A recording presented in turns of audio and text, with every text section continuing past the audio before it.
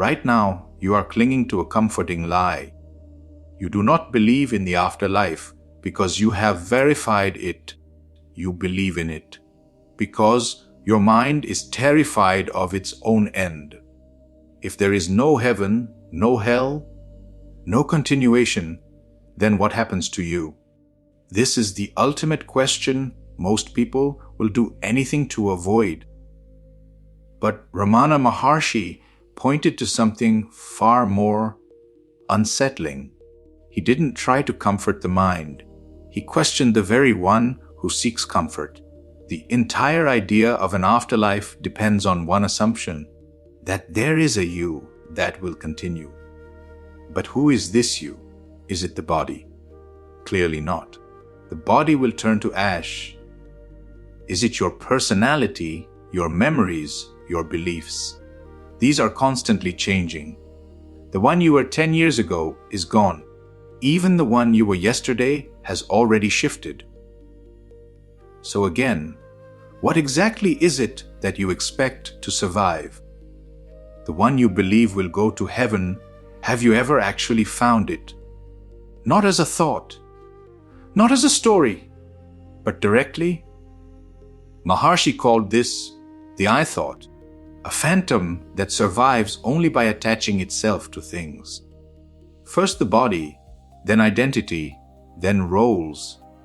And finally, when everything else begins to fall apart, it reaches for the ultimate idea, an afterlife.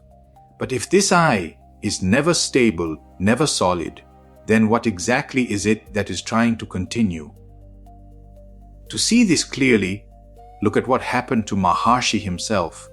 At 16, sitting in Madurai, he was suddenly overtaken by an intense fear of death. Not as an idea, but as a direct, overwhelming experience. He didn't run from it. He didn't seek comfort. He faced it completely. He lay down, stiffened his body like a corpse, held his breath, and allowed death to happen consciously. This body is dead. It will be taken and burned. But with the death of this body, am I dead? And what he discovered was not comforting in the way the mind expects. The body was completely still, yet something remained, not as a belief, not as a concept, but as a direct, undeniable presence. Awareness was still there, silent, unaffected. And in that moment, something false collapsed. Because if that presence remains even when the body is treated as dead, then it was never dependent on the body. And if that is so, then what we call life is not something that begins and therefore cannot end. So, the question of an afterlife starts to lose its meaning, because after only exists if something truly began.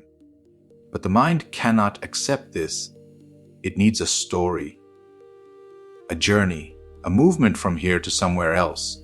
But what if nothing is going anywhere? Think of it like a movie playing on a screen. The character is deeply concerned about what happens next. It fears the ending. It hopes for continuation, but the screen remains untouched. The screen does not move from one scene to another. It does not improve or decline. It simply allows everything to appear and disappear. And when the movie ends, the screen is still there. You are not the character waiting for the next chapter. You are the screen itself.